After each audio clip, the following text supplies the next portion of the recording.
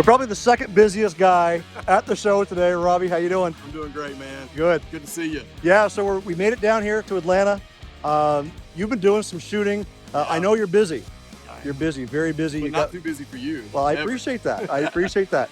So tell us about the two vehicles you brought. Everybody knows who they are or what they are. So yeah, I'll just do a quick overview. This is my 75 C10 Mississippi Mud. It's got a 73 grill, so that may be why you think it's a 73, but it's actually a 75.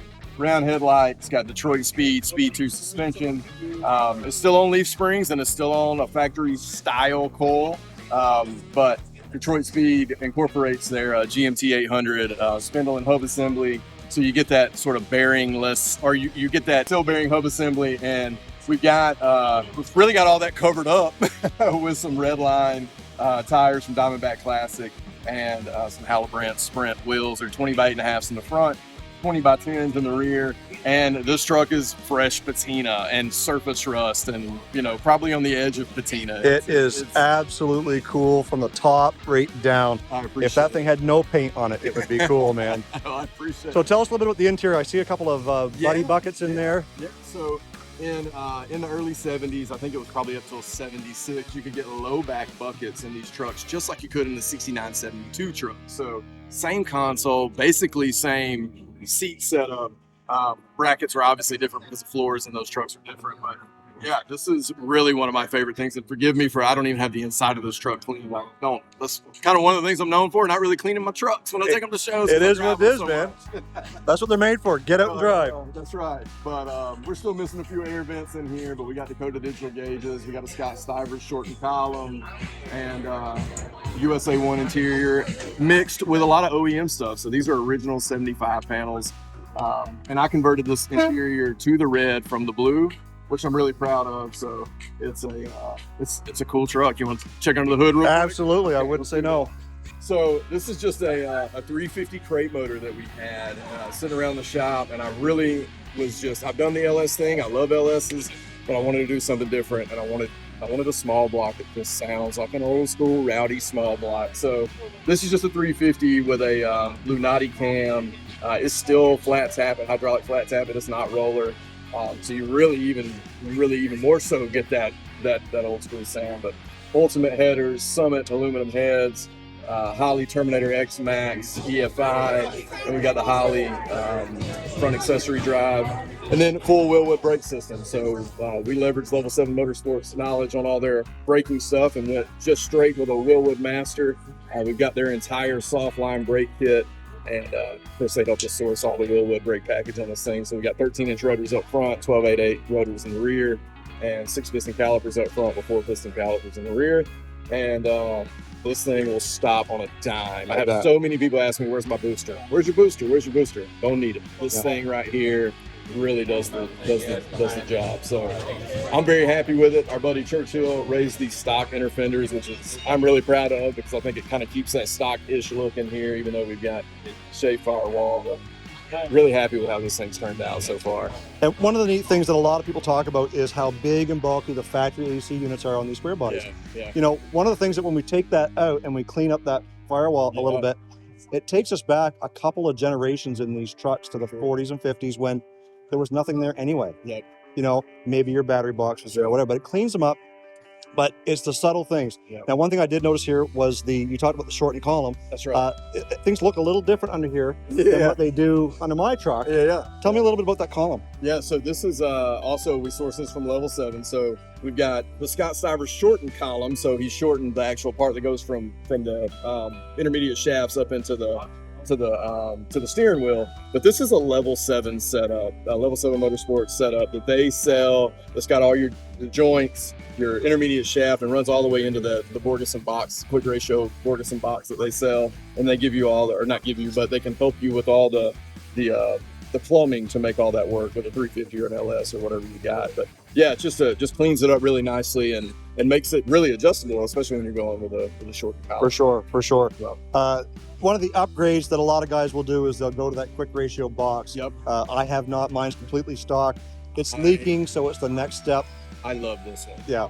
I did not like my other one on the Blazer as much, this Borgeson box is really where it's at. I love it, especially for the money. I mean, you can go spend all kind of money in Rapid Pinion or even other quick ratio boxes, but this Borgeson box, 12:7 to 1, I believe is the ratio on it, and it is awesome. And it tracks real well. Especially if you guys are running those stock steering wheels, those big steering wheels, it's certainly going to help out with the wander on those. For sure. Yeah, for sure.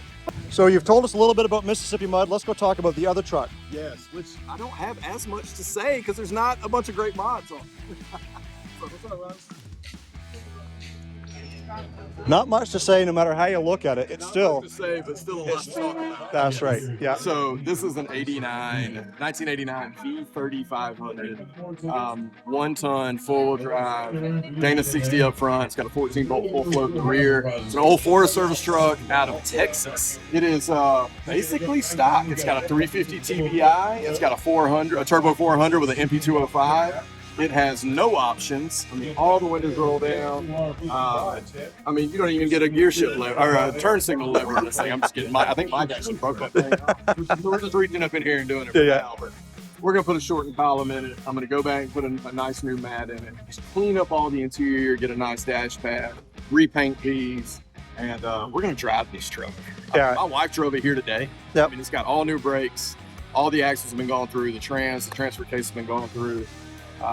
We got a little bit of noise coming out of the motor, so we're going to address that. But this thing runs amazingly strong for what it is. Yeah. 350 TBI on a big old heavy truck like this, but it'll really move. And you'll probably notice that we've had some PDR done on it. So we got the big dent out of the door here.